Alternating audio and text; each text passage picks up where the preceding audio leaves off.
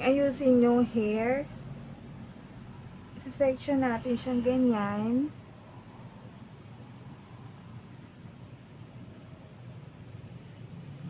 Gagawa tayo ng parang crown ni Poison Ivy. Ayan, ganyan yung section niya. Ganyan yung pagkaka-section ko. Tapos, iti-twist natin siya by section ulit. Ayan na guys yung hati. Tapos, later ko na lang siya i-curl. So, tinali ko muna yung nasa likod para hindi tayo mahirapang mag-twist ng hair. Teka, kuhala ako ng wide tooth na comb. Yan. Tapos, suklayin lang natin siya na maayos.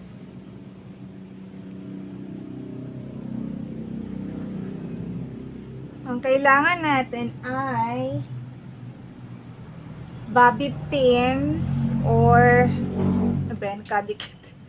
bobby pins or hair pin. Ito. Para pag tinwist natin siya, nakasecure siya ng bobby pin. Ayan, sinection na natin yung hair. Bali, ang ginawa ko, 4 na sections. Then, ititwist ko siyang maigi or mabuti para mag-create tayo ng crown. Bago tayo mag-create ng crown, kailangan mag-hairspray muna tayo o kaya mag-hair gel para mag-hold yung twist ng hair natin. Medyo nakakangalay itong gawin, pero worth it naman. And huwag kakalimutan, pag nakapag-create na kayo ng twist, yung pinakadulo ng twist nyo, i-secure nyo siya with bobby pin or yung hair pin natin para in place lang yung crown.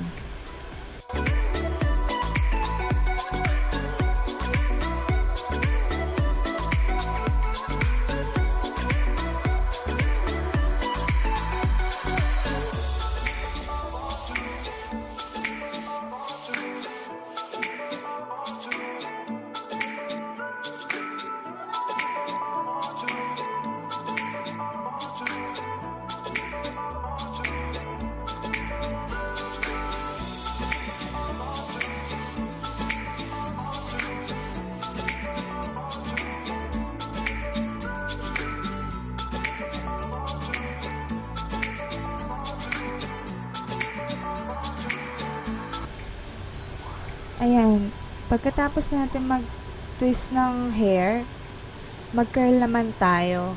Gumamit tayo ng curling iron. Pwede rin yung hair straightening iron, yung pang plancha, yung pang straight ng buhok kung meron kayo. Tapos mag-create lang tayo ng loose curls or loose waves. In my case kasi yung length ng buhok ko medyo mahirap mag-curl. Saka di na rin ako gaano nakakapag-practice mag-curl kaya medyo nagkakamali pa ako.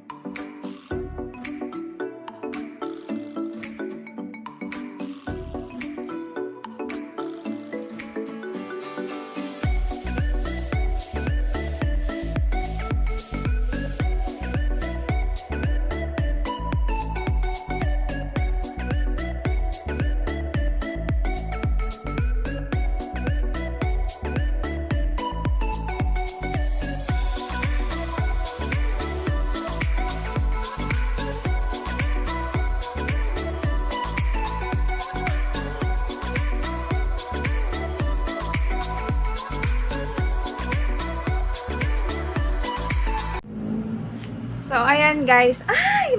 Tumulo!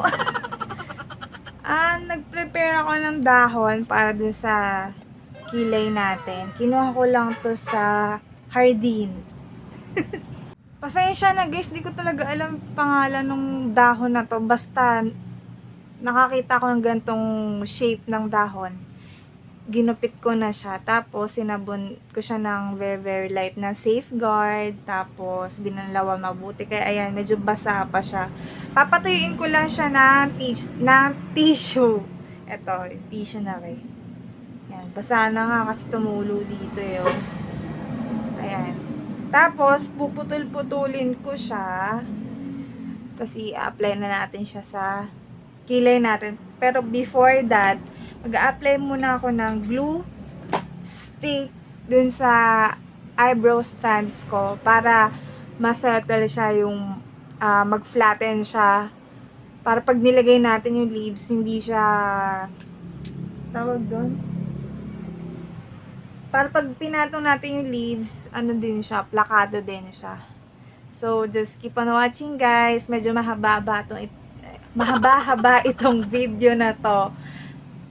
Because, inayos pa natin yung hair and then, magme-makeup pa tayo. Ngayon, ipo-formation ko na yung leaves, yung mga dahon. Tapos, isusunod ko lang siya sa shape ng kilay ko using yung glue stick para dumikit siya. Tapos nun, kuha muna ako ng maliit na dahon. Then, I'll stick it on the beginning of my brows. Ayan. Nakikita niyo sa video. Pinaplano ko pa siya kung paano gawin. Kumbaga, small to large. Paano siya? Pa-winged effect. Ayan. Tapos, saka ko siya i-fill in ng leaves. And guys, make sure dry and walang any product sa face nyo pag dinikit nyo mga dahon.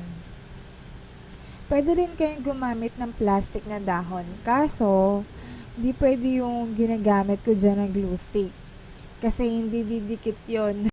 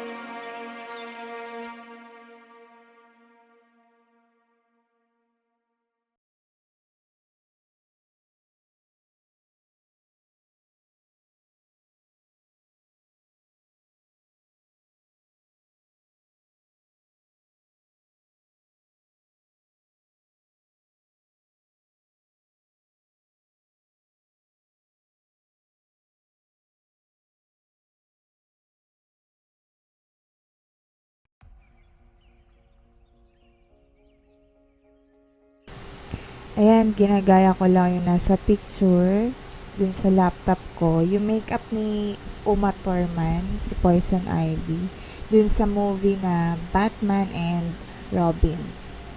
So, lahat ng ginamit kong products dito sa video na to, lahat yon nakalagay sa description box below.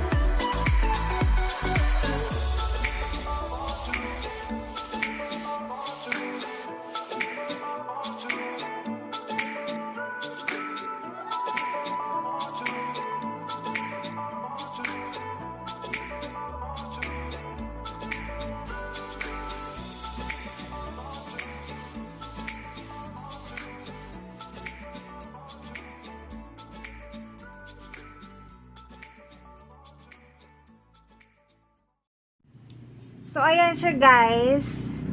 Yung ating Poison Ivy makeup tutorial.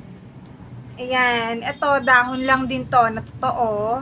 Mukha lang plastic kasi ang shiny niya talaga. Teka lang. Ayan. Nakabra ako guys ha. Baka isipin nyo, nakabold ako dito. Anyway, dinikit ko lang siya with double-sided tape. Ayan. Dinikid ko siya sa bra ko. Ayan siya. Teka lang. Okay. Ayan. Kaso, hindi naglalast din yung dikit niya. Kasi, lalo na, naglagay tayo ng makeup dito sa part na to. Hindi na siya ganong dumidikit. Ayan. Yung dahon natin medyo nalalanta na. Pero okay lang kasi 'di ba, na-achieve naman natin yung pagka-poison ivy natin today. Ayan, sana nagustuhan nyo. So, kung nagustuhan nyo ang video natin ngayon, huwag kakalimutan bigyan ito ng thumbs up and subscribe. Salamat sa lahat ng mga nanonood. Bye! See you on my next vlog!